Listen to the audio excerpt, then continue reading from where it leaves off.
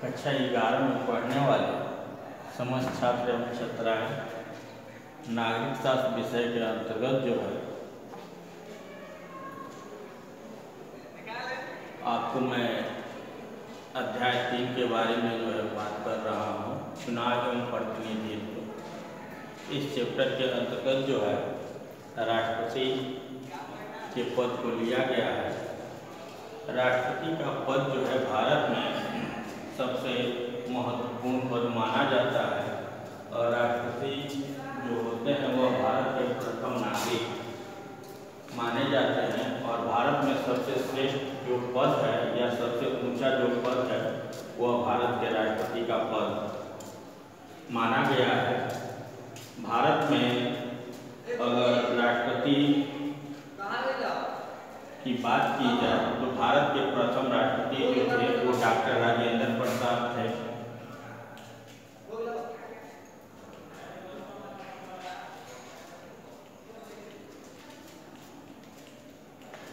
और वर्तमान में राष्ट्रपति भारत के जो है रामनाथ कोविंद हैं।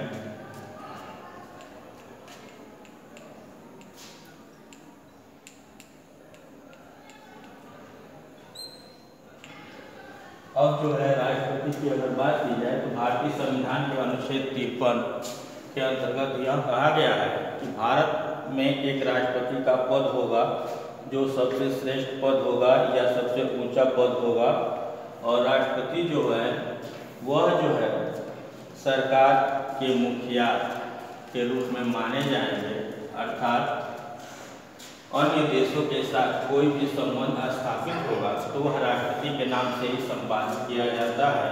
अब जो है राष्ट्रपति पद पर कौन से व्यक्ति नियुक्त हो सकते हैं, तो राष्ट्रपति पद पर नियुक्त होने वाले व्यक्ति के बारे में कुछ योग्यताएं भारत में दी गई है।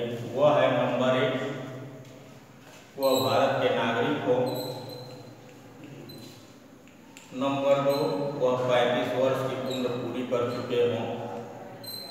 नंबर 3, वह लोकसभा के सदस्य बनने की योग्यता रखते हों। नंबर 4, वह पागल, दिवालिया या फिर किसी आपराधिक मामलों में जेल न गए हों। तो ये राष्ट्रपति पद के लिए योग्यताएं हैं। आगे आप देखिए चुनाव में भागीदारी, अर्थात राष्ट्रपति के चुनाव जो होता है उसके अंतर्गत कौन कौन व्यक्ति जो है अपने मत का प्रयोग करते हैं। तो राष्ट्रपति के चुनाव में जो है संसद के दोनों सदन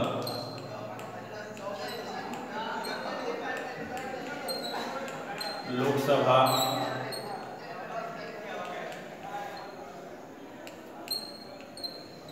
के निर्वाचित सदस्य, राज्यसभा के निर्वाचित सदस्य, राज्यों की विधानसभा के निर्वाचित सदस्य,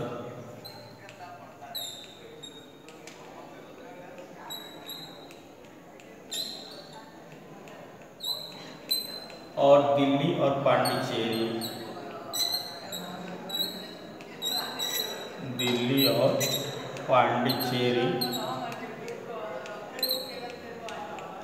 विधानसभा के निर्वाचित सदस्य जो है वह भारत के राष्ट्रपति के चुनाव में भागीदार करते हैं।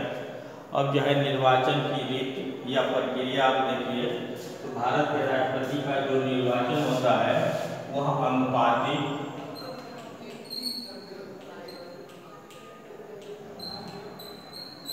प्रतिनिधित्व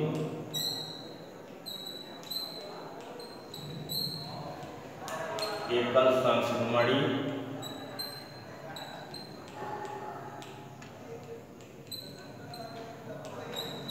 रीत से संपादित किया जाता है। यह चुनाव की जो प्रक्रिया है यह जो है थॉमस हेयर के द्वारा प्रतिपादित की गई थी। इस प्रक्रिया में यह आवश्यक है कि जो व्यक्ति विजयी घोषित किया जाएगा उसको जो मत प्राप्त हो रहा है वो 50% से अधिक मत प्राप्त हो, तभी जो है वह व्यक्ति निर्वाचित हो सकते हैं। आगे आप देखिए राष्ट्रपति के वेतन भत्ते क्या हैं। तो भारत में राष्ट्रपति को प्रति माह जो है 5 लाख वेतन जो है दिया जाता है। इसके अलावा आवास, चिकित्सा या यातायात के साधन, इसके अलावा जो है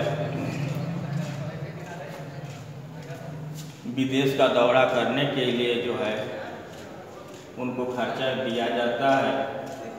आगे आप देखिए महाभियोग। महाभियोग जो है वो भारतीय संविधान के अनुच्छेद 61 के अंतर्गत इसका वर्णन किया गया है। इसके अंतर्गत यह कहा गया है कि भारत के राष्ट्रपति अगर भारतीय संविधान के उपबंधों के अनुसार कार्य नहीं करते हैं तो संसद के दोनों सदन, लोकसभा या राज्यसभा, वह जो है महाभियोग की प्रक्रिया जो है संचालित करके राष्ट्रपति को उनके पद से हटाने की प्रक्रिया जो है वह संचालित कर सकती है। महाभियोग की प्रक्रिया में जिस सदन से प्रस्ताव पारित किया जाएगा उस सदन का 2/3 बहुमत जो है प्राप्त करना महाभियोग के लिए आवश्यक है। उसके बाद जो है वह विधेयक अगले सदन में जाएगा, अगले सदन में भी वही प्रक्रिया होगी। उसके बाद जो है राष्ट्रपति की जांच करने के लिए उच्चतम न्यायालय के न्यायाधीश, संविधान के विशेषज्ञ और अन्य राजनीतिज्ञ व्यक्तियों का एक आयोग बनाया जाता है जो यह जांच करता है कि क्या वास्तव में राष्ट्रपति जो उनके ऊपर आरोप लगा है उस आरोप के दोषी है या नहीं। अभी तक जो है भारत में कोई भी ऐसे राष्ट्रपति नहीं है जिनके खिलाफ जो है महाभियोग की प्रक्रिया जो है संचालित हुई हो। इतना आप लोग जो है नोट कर लीजिएगा।